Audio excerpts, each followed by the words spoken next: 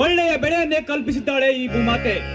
ಆದರೆ ನಮ್ಮ ಹೊಲದಲ್ಲಿ ಬೆಳೆದ ಹತ್ತಿ ಬೆಳೆಯನ್ನು ಸಹಿಸದೆ ನಮ್ಮ ಹೊಲದಲ್ಲಿನ 2 ಸಾಲು ಹತ್ತಿ ಬೆಳೆಯನ್ನು ನಾಶ ಮಾಡಿದನು ಆ ಕೆಟ್ಟ ಕುಲದ ಉಗ್ರಯ್ಯ. ಹೋಗಲಿ ಬಿಡು ಗುರು, ಕೊಡ ದೇವರು ಬಡವನಲ್ಲ. ಕೊಡಬೇಕೆಂದು ಮನಸ್ಸು ಮಾಡಿದರೆ ಒಂದೇ ಸಾಲಿನಲ್ಲಿ ಕೊಡುತ್ತಾನೆ ಆ ದೇವರು.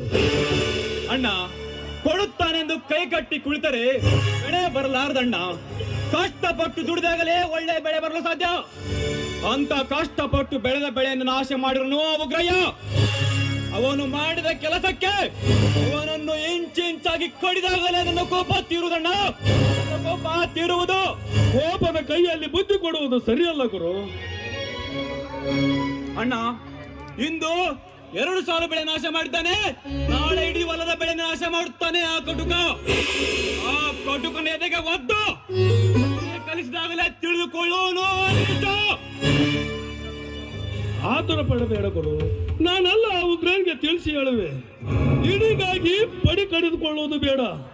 ಅವರ ಮಾಡಿದ ಪಾಪಕ್ಕೆ ತಕ್ಕ ಪ್ರತಿಫಲ ಕೊಡುತ್ತಾನೆ ಆ ದೇವರು. ಹಾ ಗುರು, ನೀ ಬಂದು ಸಮಯ ಬಹಳ ಆಯ್ತು, ಊಟ ಮಾಡುವಾಗಪ್ಪ. ಆಯ್ತಣ್ಣ, ಹೋಗಿ ಬಾ. ಆಯ್ತು, ನಾನು ಬರ್ತೇನೆ.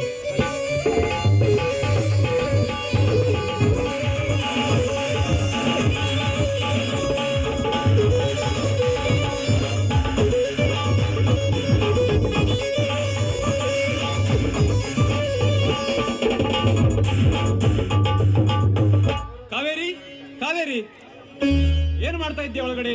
ಒದರಿದ್ದು ಕಬರಿಲ್ಲವೇ ನಿನಗೆ? ಏನ್ರಿ ಯಜಮಾನ್ರಿ, ಇಷ್ಟೊಂದು ಕೂಗ್ತಾನೆ ಇದ್ದೀರಲ್ಲ? ಅಲ್ರಿ, ನಾನೇನು ಮಹಾರಾಣಿ ತರ ಒಳಗಡೆ ಕೊಡ್ತಿಲ್ಲ ರೀ, ಒಳಗಡೆ ಕೆಲಸ ಮಾಡ್ತಾ ಇದ್ದೆ. ಏನು ಯಜಮಾನ್ರು ಅಲ್ಲ, ಇಂಥ ಮನಿ ನಮ್ಮ ಅಪ್ಪ ನಮ್ಮಮ್ಮ ಯಾಕಾರ ಕೊಟ್ರೆ ಅಂತೀನಿ, ಯಾಕಾರ ನಿಮ್ಮನ್ನು ಮದುವೆ ಮಾಡ್ಕೊಂಡಿ ಅಂತೀನಿ ನೋಡ್ರಿ ನಾ ಅಂತೀನಿ. ಅಲ್ರಿ ನೋಡ್ರಿ, ನೀವು ಸತಿ ಬಾಂದ್ರಿ ಅಂದ್ರೆ ನಾನು ತವ್ರ ಮನೆಗೆ ಹೋಗೇ ಬಿಡ್ತೀನಿ. ಏನ ತಾವ್ ಮನೆಗೆ ಹೋಗ್ಬಿಡ್ತೀಯ? ಹೋಗಿ ಬಿಡ ಹೋಗ. ಅಲ್ಲಲ್ಲೇ ಕಾವೇರಿ, ಗಂಡ ಹೊಲಕ್ ಹೋಗಿ ದಣ್ಕಂಡ್ ಬಂದ ನನ್ನ ಕಬರ್ಲಿ ನನಗ ಹೊಟ್ಟೆಸ್ಕೊಂಡು ನಾನು ಬಂದ್ರ ನನಗ ಟೆಬರ್ ಮಾಡ್ತೀಯಲ್ಲ ನೀನು. ನನಗ ಇಷ್ಟು ಮಾತಾಡ್ತೀಯ ಅಂದ್ಮೇಲೆ 1 ನಿಮಿಷ ನೀವು ಮನೆಗೆ ಹೋಗ್ಬಿಡ, ಹೋಗ್ಬಿಡು ನಿನ್ ತವ್ರ ಮನೆಗೆ.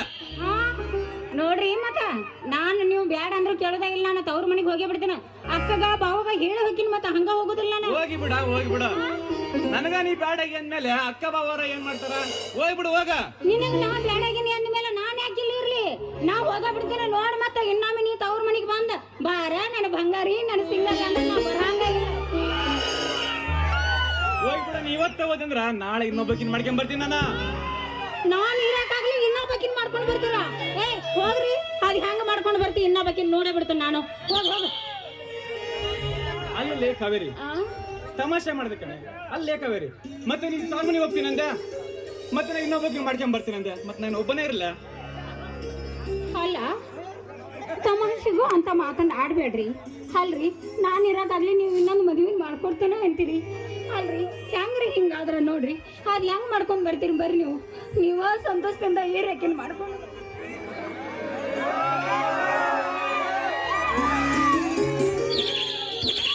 ಕಾವೇರಿ, ತಮಾಷೆಗೆ ಮಾಡಿದೆ ಕಣೆ.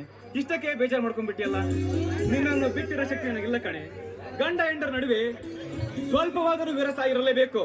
ವಿರಸವಿದ್ದಾಗಲೇ ಪ್ರೀತಿಯಿಂದ ಈ ಜೀವನ ನೌಕೆಯನ್ನು ಸಾಗಿಸಲು ಸಾಧ್ಯ. ಕಾವೇರಿ ನೋಡ್ರಿ, ತಮಾಷೆಗೆ ನೀವು ಮಾತನಾಡೋದು ನೋಡಿದ್ರ ನನ್ನ ಉಸಿರು ನಿಂತು ಹೋಗಿತ್ತು.